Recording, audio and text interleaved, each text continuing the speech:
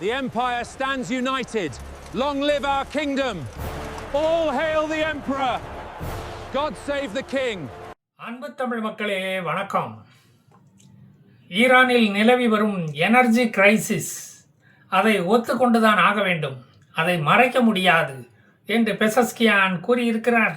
இருளில் தெஹ்ரான் நகரம் மூழ்கி கிடக்கும் போது அதை மறைக்கவா முடியும்? பூராத்தையும் தான் சேட்டலைட்டை வச்சு இஸ்ரேல் பார்த்துக்கிட்டு இருக்கானே. அது பழைய கருணாநிதி ஆட்சியை ஞாபகப்படுத்தினால் அதை தடுக்கவா முடியும்? எனர்ஜி மிஸ்மேனேஜ்மெண்ட் இருப்பதை ஒத்துக்கொண்டுதான் ஆக வேண்டும், வேற வழி இல்லை. அதோடு ஃபுட் கிரைசிஸும் வந்து சேர்ந்ததையும் ஒத்துக்கொள்ளவே வேண்டும். ஈரானியர்களுக்கு மூளை வறண்டு போன மாதிரி நிலமும் வறண்டு கிடப்பதால் அங்கு ஒன்றும் விளைய மாட்டேங்குது. திமிரு, தெனாவட்டு, முள்ளமாரித்தனம், ரவுடியிசம் இதுதான் அங்கு அமோக விளைச்சல் ஆகியிருக்கிறது. வயிற்றுக்கு இல்லாட்டாலும் அழிவை ஏற்படுத்தும் யுரேனியத்தை விளைய வச்சே தீர்வேன் என்ற கோமனியின் பிடிவாதமான வழிமுறையை கட்டாயம் கடைபிடிச்சே ஆகணும் என்று இஸ்லாமிய அல்லாஹ் சொல்லிட்டு போனாரோ என்னமோ. பெசஸ்கியான் நாட்டு மக்களுக்கு அறிவுரை சொல்லுகிறார். இப்போ அவர் என்ன சொல்றாரு? மக்கள் மின்சாரத்தை அளவா பயன்படுத்த வேண்டும், ஏசியை பயன்படுத்தாமல் வெறும் ஃபேனை மட்டும் பயன்படுத்த வேண்டும். 4 டியூப் லைட் எரிகிற இடத்துல ஒரு டியூப் லைட் போட்டால் போதாதா? போர்ட்டிகோவில் ஏன் வீணா லைட் எரிய வேண்டும்? புறக்கடையில் ஏன் விளக்கு எரிய விடுறீங்க? கக்கூசில் ஏன் லைட்டை போட வேண்டும்? லைட்டு போடாமல் போனால் ஆகி வராதா? தீக்குச்சியை உரசி மெழுகுவர்த்தியை பற்ற வச்சுக்கிட்டு போக வேண்டியது தானே. உங்களுக்கு எலக்ட்ரிசிட்டி பில்லும் கம்மியாகும். எலக்ட்ரிக் ஓவனை தூக்கி பரன் மேலே வச்சுக்கிட்டு ஊருக்குள்ளே அலைஞ்சி திரிஞ்சு சுள்ளி பொறுக்கிட்டு வந்து அடுப்பை பற்ற வைக்கலாம் இல்லையா? தண்ணீர் கிடச்சா ஃப்ரிட்ஜில் கொண்டு போய் வைக்கிறீங்க. ஃப்ரிட்ஜு தண்ணியை தான் குடிக்கணுமா? மண்பானையில் ஊற்றி தண்ணீரை குடிக்கலாம் இல்லையா? கடற்கரையில் போய் அழுக்கு துணியை அலசிக்கிட்டு வாங்க. மிக்சி, கிரைண்டர் இவற்றை தூக்கி கடாசி விட்டுட்டு அம்மி, ஆட்டுக்கல் வாங்கி உபயோகிங்க. உங்கள் உடலும் ஆரோக்கியமாக இருக்கும். உங்கள் நன்மைக்குத்தான் நான் சொல்கிறேன். கொஞ்சம் தெம்பு வந்ததும் அப்புறமா ஐஆர்ஜிசி இராணுவத்தில் வந்து சேர்ந்துடுங்க. பெண்கள் மட்டும் ஐஆர்ஜிசி இராணுவத்தில் வந்து சேர வேண்டாம் என்று கேட்டுக்கொள்கிறேன். அப்படி உங்களை இஸ்ரேல் இராணுவம் மாதிரி எடுத்து போட்டால் நீங்கள் வருஷத்துக்கு ஒரு முறை பிரசவ லீவில் போக வேண்டியது வரும், பிரசவ விடுப்பில் போக வேண்டியது வருமே. ஐஆர்ஜிசி கமாண்டன்ட்டுகளை பற்றி நல்லா தெரிஞ்சதுனால நான் சொல்கிறேன். இல்லைனா இஸ்ரேல் மாதிரி நாங்களும் பெண்களை இராணுவத்தில் சேர்த்திருப்போமே முன்னாலேயே. பெண்களை போகப் பொருளாக பார்க்காமல் எங்களால் இருக்க முடியாது. அல்லாஹ் எங்களை அப்படி வளர்க்கல. அவர் போன ஜென்மத்தில் திமுக உறுப்பினராக இருந்தாரோ என்னமோ, நாம் என்ன கண்டோம்? இந்த மாதிரி அரசாங்கம் சொல்லுவதை நீங்கள் கேட்காமல் இருந்தால் போன மாதம் 211 பேரை தூக்கில் போட்ட மாதிரி இந்த மாதம் அதை விட அதிகமாக எண்ணிக்கை கூடி விடாமல் நீங்கள் தான் பார்த்துக்கணும். அதெல்லாம் உங்கள் கையில் தான் இருக்குது என்று நான் என் நாட்டு மக்களை நான் எச்சரிக்கிறேன் என்று பெசஸ்கியான் சொல்லிவிட்டார். ஊருக்குள்ளே கரண்ட் இல்லைன்னா ஏன் அதை பெரிய குத்தமாக பார்க்குறீங்க?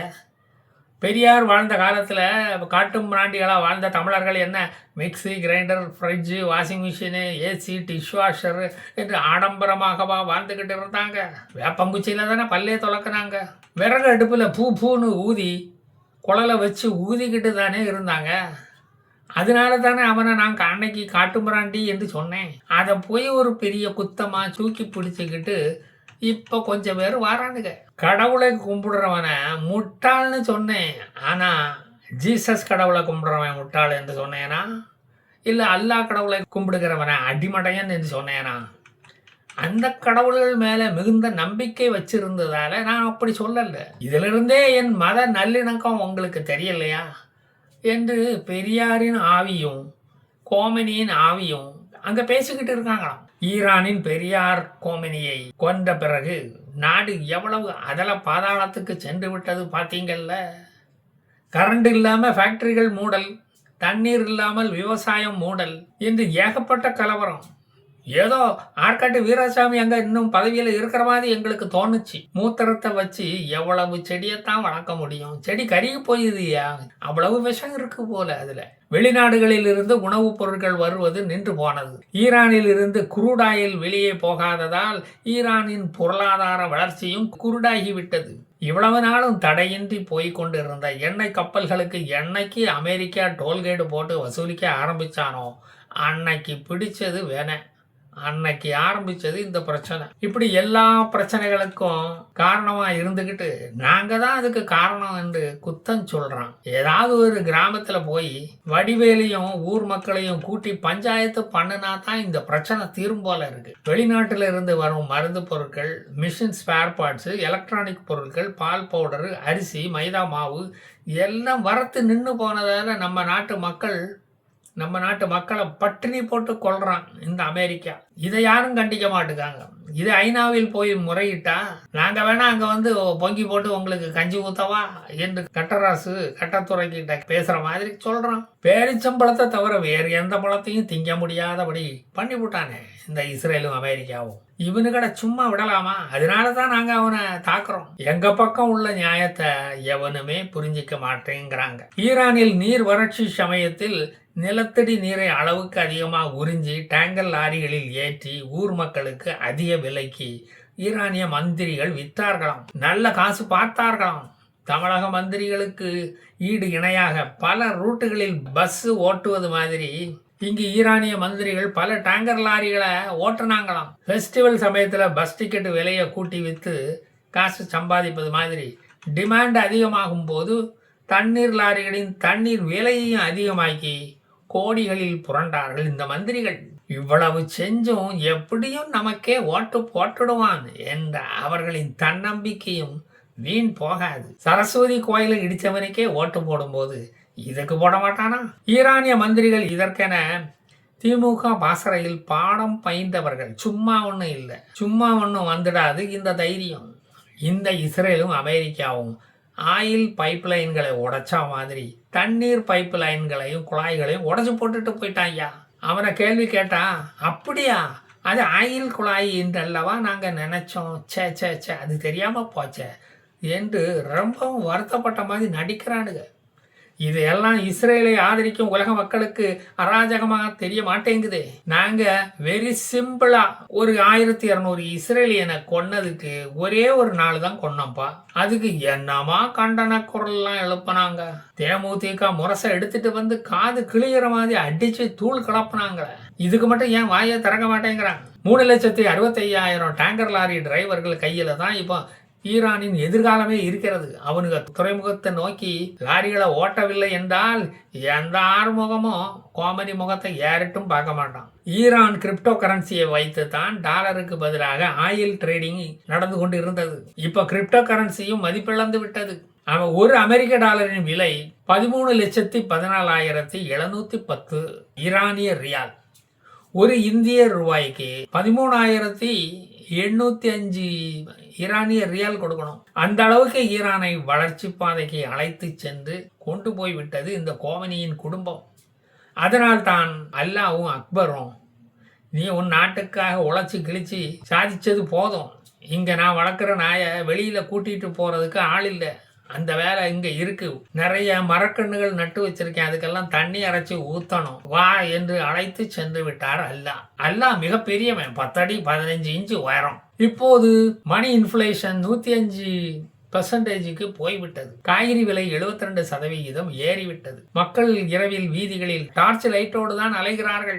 எப்போது டார்ச்சை வீசி டிவி பெட்டியை உடைப்பார்கள் என்று தெரியாது எவனுக்கும். பெரும்பாலான ஊர்கள் இருளில் மூழ்கி கிடப்பதால் அடுத்த வருஷம் குழந்தை பிறப்பு அதிகரிக்கும் என்று எதிர்பார்க்கப்படுகிறது. ஜனத்தொகை அதிகமாகும் என்று எதிர்பார்க்கப்படுகிறது. அந்த ஒண்ணுல தான் ஈரான்ல வளர்ச்சி மிக அதிகமா இருக்கு. நம்பர் 1 மாநிலமா இருக்கு. 2015 சிரியா மக்கள் அரசாங்கத்துக்கு எதிராக கிளர்ந்து எழுந்தார்கள்.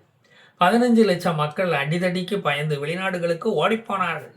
அவர்கள் எல்லாம் தப்பி பிழைத்தார்கள். இப்ப நல்ல நிலைமையில பணக்காரர்களாக அங்கு வாழ்ந்து கொண்டிருக்கிறார்கள். இங்க குப்பை கொட்டிக்கிட்டு இருந்தவன் இப்ப குப்பை பொறுக்கிக்கிட்டு இருக்கான். அதுதான் அவனுக்கும் இவனுக்கும் உள்ள வித்தியாசம், அடைந்த முன்னேற்றம். ஈரான்ல பெரும்பாலானவர்களுக்கு தெரிந்த தொழில் டிரைவிங் தொழில் தான். அவர்கள் வெளிநாடுகளில் டாக்ஸி டிரைவர்களாகவும், வேன் டிரைவர்களாகவும், லாரி டிரைவர்களாகவும், crane driver, JCB operator, Poclain driver என்று வேலை பார்த்து கொண்டு இருக்கிறார்கள். மீதி உள்ளவர்கள் நியூக்ளியர் சயின்டிஸ்டுகள். மீதி உள்ளவர்கள் அத்தனை பேரும் நியூக்ளியர் சயின்டிஸ்டுகள். இஸ்ரேலை அழிப்பதற்காக அயராது பாடுபடுகிறார்கள். இஸ்லாம் கற்றுத்தந்த வேற்றுமத வெறுப்பு இந்த அளவுக்கு அவர்களை கொண்டு வந்து நிறுத்தி இருக்கிறது. ஹார்மஸ் நீரிணையை மூடிவிட்டால் உலக பொருளாதாரம் மோசமடைந்து எல்லா நாடுகளும் நம்மிடையே வந்து கெஞ்சும் என்று நினைத்தார்கள் பெசஸ்கியானும் அப்பாஸ் அராக்கியும். சொந்த காசிலேயே சூனியம் வைப்பது என்றால் என்ன என்று இப்பதான் அவர்களுக்கு புரிந்தது. அமெரிக்கா நீரிணையை திறந்தால் தான் நாங்களும் திறப்போம் என்று தனக்குத்தானே நெருக்கடி கொடுத்து கொண்டது ஈரான். இதற்கு பெயர்தான் நமக்கு நாமே நாமம் திட்டம். ஒரு நாளைக்கு ஆயிரக்கணக்கில் கார் ஓட்டும் தொழிலுக்கு துருக்கிக்கு ஈரானிய மக்கள் ஓடிக்கொண்டிருக்கிறார்கள். ஈரானியர்கள் அங்கு வரும் வெளிநாட்டு டூரிஸ்டுகளுக்கு மாமா வேலை பார்த்துக்கிட்டு எக்ஸ்ட்ரா பணம் சம்பாதிச்சு கொண்டு இருக்கிறார்கள். நான் வளர்கிறேனே மம்மி என்று துருக்கியும் இதைத்தான் சொல்லுகிறது. அபரிமிதமான ஒரு வளர்ச்சி, அழகான புதிய புதிய ஹோட்டல்கள் உருவாக காரணமே இதுதான். ஈரானிய டிரைவர்களின் சேவை அவர்களுக்கு அவசியம், இப்போது தேவை. ஈரானிய மக்களின் குடியேற்றம் ஐரோப்பிய மக்களை உலுக்கி எடுத்துள்ளது. டாக்டர்கள், இன்ஜினியர்கள் போன்ற படித்தவர்கள் ஜெர்மனி, பிரான்ஸ் போன்ற வளர்ந்த நாடுகளைத்தான் விரும்புகிறார்கள். அன்ஸ்கில்டு லேபர்ஸ் விரும்புவது ஈராக்கு, துருக்கி போன்ற இஸ்லாமிய நாடுகளை. பிரிட்டன், இட்டலி போன்ற நாடுகள் நீங்கள் நல்லா படிச்சிருந்தாலும் எங்கள் நாட்டுக்குள்ளே வராதீங்க, நாங்கள் கொஞ்சம் நிம்மதியாக வாழணும்னு நினைக்கிறோம் என்று சொல்லுகிறார்கள். நார்வே, ஸ்வீடனும் அப்படி தான் சொல்கிறாங்க. பெரியார் வந்து பிறந்த பிறகுதான் ஜாதியும் கடவுளும் ஒழிஞ்சது என்று சொல்லுகிற மாதிரி நாங்கள் வந்து குடியேறின பிறகுதான் உங்கள் நாடு வளர்ந்தது, அதனால் எங்களுக்கு உங்கள் நாட்டு குடியுரிமை கொடு என்று கேட்டாலும் இவனுக்கு கேட்பானுங்க. நமக்கு என்ன தெரியும், நமக்கு வீடியோ மட்டும்தான் போட தெரியும், தெரிஞ்சா சொல்ல மாட்டேனா. மோப்பம் பிடிச்சிட்டு வந்து மறுபடியும் சொல்கிறேன். வரட்டா? ஜெய் ஹிந்த்.